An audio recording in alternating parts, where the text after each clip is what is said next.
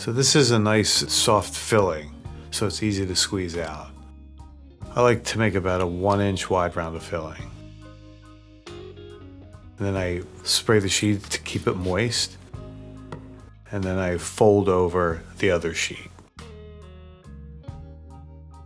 I start off by just kind of sealing the ends of the sheet.